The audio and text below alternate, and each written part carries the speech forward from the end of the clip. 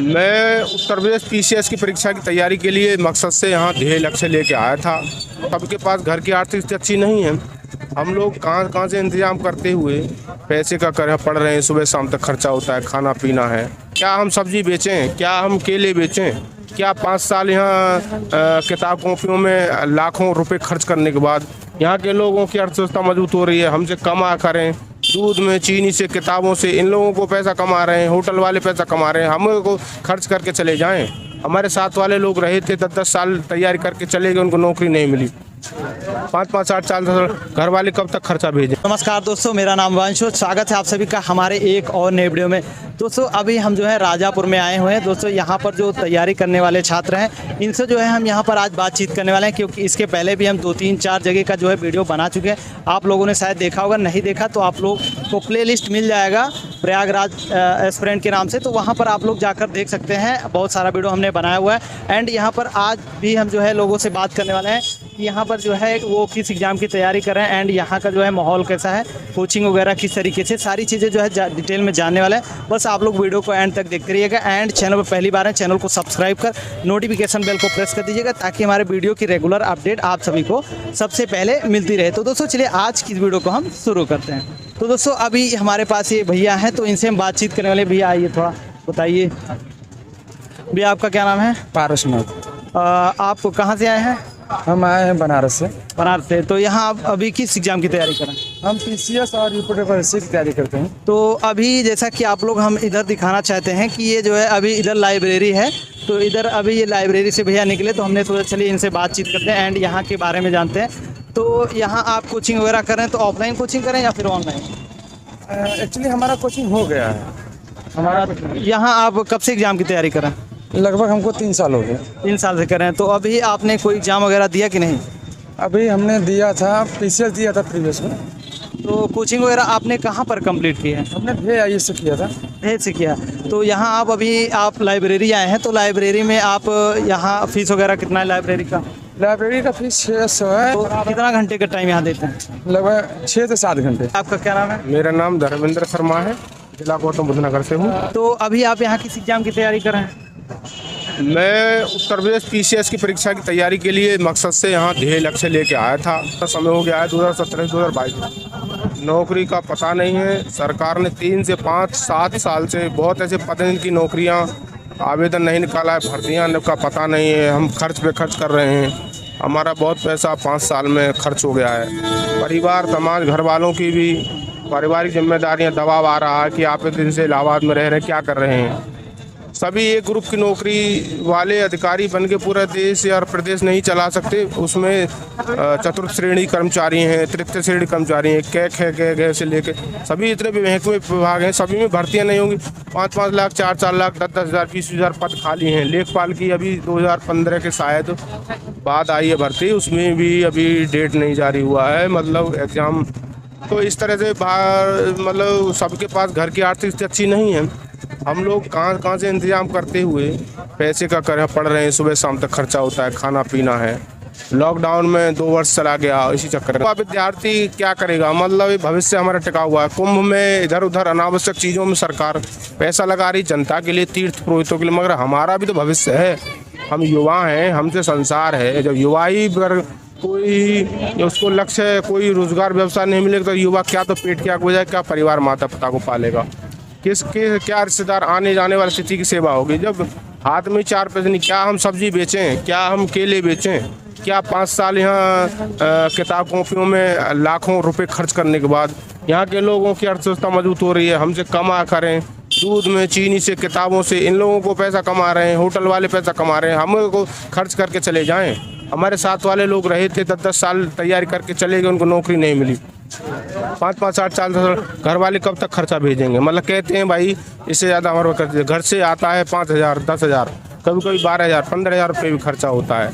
मतलब और पारिवारिक डिस्टर्बेंस हमारे खिलाफ चल रहा है। मतलब मानसिक तनाव से हम इतना गुजर रहे हैं कि सर मीडिया के माध्यम से पूरे प्रदेश सरकार को, देश को बताना चाहता हूँ कि मानसिक मजबूती, माइंड स्टेबिलिटी के कारण लोगों ने कई बार आत्महत्या की। अभी पिछले प्रयागराज में कई अखबारों में आया, बच्चे ने आत्महत्या कर ली, फांसी लगा ली। नौकरी नहीं है तो बच्चा क्या करेगा। स्थितियाँ हमारे अनुकूल नहीं, विपरीत है। माननीय मुख्यमंत्री जी सरकार से और माननीय प्रधानमंत्री जी से, माननीय अफसरशाही एक समाज से मैं गुजारिश करना चाहता हूँ कि जितने विभागों के पद खाली हैं उनका अध्याचन सरकार को समय अनुसार भेजा जाए और हमारे को रोजगार देकर हमारे जीवन को सफल बनाएं। तो आप 5 साल से यहाँ पर तैयारी करें, कोचिंग वगैरह तो आपकी कंप्लीट हो गई होगी? कोचिंग में करता नहीं, कोचिंग के लिए मेरे पास पैसा ही नहीं बचा। कोचिंग मेंस के लिए 20,000 25,000 का मांगते हैं। कोचिंग कराए, जब स्टार्टिंग में आए थे तब कोचिंग किए थे कि नहीं? कोचिंग तब मैंने किए था कोचिंग, उसके प्रारंभिक परीक्षा के लिए मैंने कोचिंग किया था। उसके बाद मैंने मुख्य परीक्षा के लिए वो लोग 80,000 90,000 रुपये मांग रहे थे, मेरे पास इतना पैसा था ही नहीं। और सेल्फ स्टडी कर रहे हैं? मैं सेल्फ स्टडी पढ़ रहा हूँ, इसी उम्मीद पे पढ़ रहा हूँ कि पिछली सरकार ने कोरोना में और महाकुंभ में इधर उधर और रोड बनाने में, हाईवे एयरपोर्ट बना, हमारे यहाँ जेवर एयरपोर्ट इंटरनेशनल एयरपोर्ट बन रहा है, उसके लिए 20,000 करोड़ और अनेक रुपये धन की जो है खर्च हो रहे हैं। पेरीफेरल हाईवे, पूर्वांचल हाईवे, इन सब के लिए बुलेट ट्रेन चल रही है गुजरात में, मुंबई से, इनके लिए पैसा आ रहा है। क्या युवा के लिए इस सरकार की जेब खाली है? युवा इतने पद हैं, बैंक में जाओ वहाँ प्राइवेटीकरण, जहाँ जाओ वहाँ निजीकरण, सभी जगह युवा की इसकी 25 से 30 करोड़ उत्तर प्रदेश की आबादी है। 25-30 करोड़ उत्तर प्रदेश की आबादी, क्या इस तरह से युवा क्या कार्य सुनने का नाम ले रही हैं?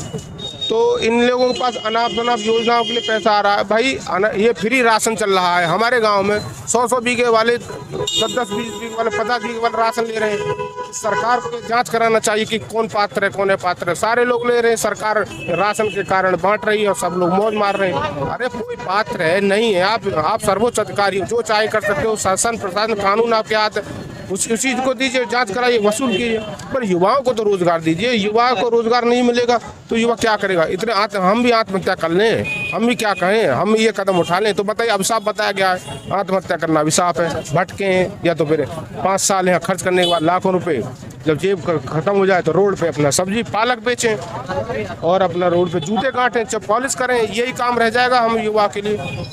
ना ही अच्छे रोजगार, लड़की वाले शादी नहीं करते हैं, अनपढ़ लड़की मिलती है, उसको जीवन में झेलते रहो।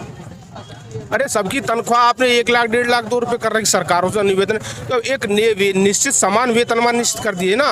कोई 1 लाख पा रहा है, काम 2-2 लाख नहीं कर रहा है, भ्रष्टाचार के मामले लगे हुए हैं। अरे सबको भ्रष्टाचार है, जेल चला के भगाओ, हटाओ, सस्पेंड करो, बरकत नई भर्ती करो तुरंत 6 महीने में उस पद पे। तो देश से ठेका लेकर रखा है सबका। इस तरह की बातें, जब सस्पेंड होने के बावजूद उनको बाहर बहाल कर दिया जाता है, फिर वो पद पे नौकरी करता है। भ्रष्टाचार है तो जेल जन।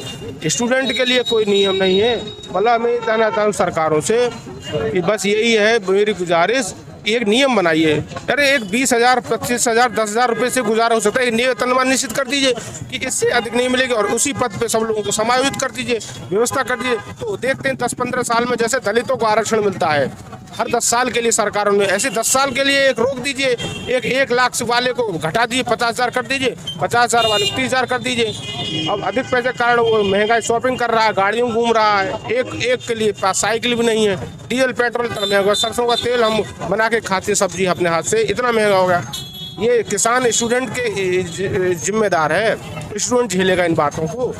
किताब का खर्च उठाएं, कमरे का खर्च उठाएं कि अपने भूखे मरें यहाँ पे। मतलब कोई फ्री, अभी लॉकडाउन में हुआ था, एक किराया मकान मालिक से मैंने कहा मेरा किराया माफ़ कर दो, पूरे 3-4 महीने का 500 रुपये छोड़ा था बस, बंद ताले का, तो इन्होंने मेरे से 10,000 रुपये वसूल कर लिया यहाँ पे ये लोग। तो इसके बाद कौन जिम्मेदार? इस बात के सिस्टम, प्रशासन और सिर्फ प्रशासन जिम्मेदार है।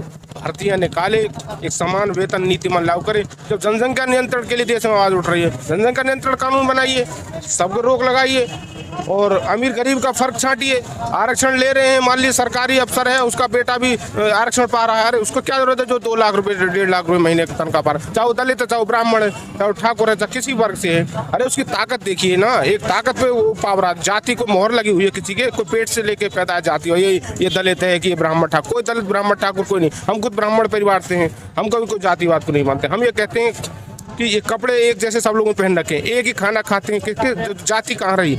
एक ही सीट पे सब लोग बैठते हैं। अब डीएम बैठ रहा है, हम उसको एक ही तरह से नमस्कार किया जाता है, एक ही तरह से सबको सम्मान दिया जाता है। तो कहाँ जातिवाद, कहाँ आरक्षण का फर्क बनता है?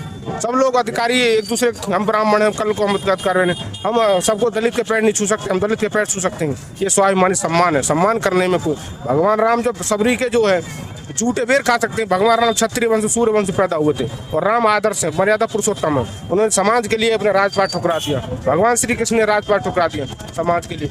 मैं ये कहना चाह रहा हूँ यदि सरकार कुछ करना चाहती है तो अपनी सुविधाएं, ये मंत्री विधायक लोग सरकार अपनी सुविधाएं त्यागे। अरे अपनी तुम सुविधाओं को त्यागो भाई, समाज के लिए तुम हितैषी हो, समाज के लिए कुछ काम कीजिए ना। तुम अपनी ऐसी गाड़ी में हेलीकॉप्टर यात्रा कर रहे हो, एक इंसान के पास 2 वक्त का खाना भी नहीं है। हम सरकार से गुजारिश कहना चाहते हैं कि हम सरकार ये कहना चाहते हैं कि हमारा 3 साल का खर्चा जितने भी विद्यार्थी इलाहाबाद प्रयागराज में हैं तो कोई भी वापस करा दे हमको। इसका दंड कौन भोगेगा? 3 साल 5 साल सरकार भर्तियाँ नहीं निकाल रही है, इसका खर्चे का कौन जिम्मेदार होगा? हम अपनी ज़मीन बिक जाए, बैंक से लोन दिला दीजिए आप निःशुल्क। मैं सरकार से कहना चाहता हूँ कि 5 साल के लिए जो मेरा खर्चा हुआ उसको भी निःशुल्क मुझे बैंक से लोन दिला दे सरकार। 10 लाख रुपए की मुझे अभी सख्त ज़रूरत है। 10 लाख मुझे सरकार दिला दे, माननीय मुख्यमंत्री योगी आदित्यनाथ। यदि आप समाज का भला चाहते हैं, समाज के हितैषी हैं, आप एक आम आदमी के लिए कहते हैं आपकी सरकार कि आम आदमी का आदमी हवाई चप्पल से चले हवाई जहाज में, तो यहाँ पे 3,000 रुपये का कमरा है। सुबह से शाम तक खाने पीने में 100, 500, 200 रुपये खर्च हो जाते हैं। समझ लीजिए कि 10, 12, 15,000 रुपये का महीने का खर्चा है। कहाँ से आएगा 10, 15,000 रुपये? किसान आदमी के 1 बीघे 2 बीघे ज़मीन हमारे पास है, माता पिता के पास। हम सरकार ये चाहते हैं कि जितने भी तैयारी कर रहे हैं पूरे इलाहाबाद प्रयागराज में या पूरे उत्तर प्रदेश में, सरकार निःशुल्क निब्याज 10 साल के लिए 10-10 लाख रुपए सब बच्चों को दिलाए, लोन सेशन करे। तब मैं मानता हूँ कि सरकार एक युवा के लिए कुछ कर रही, रोजगार दिलाने के लिए। आप 5 साल भर्ती नहीं निकाल रहे तो आप मत निकालिए, 10 लाख रुपए हमें निःशुल्क दिलाइए बैंक से। हम जब नौकरी लग जाए काम दे देंगे। अब मैं इतनी बातों को समाप्त करता हूँ, अपनी बात को। जय हिंद, जय भारत।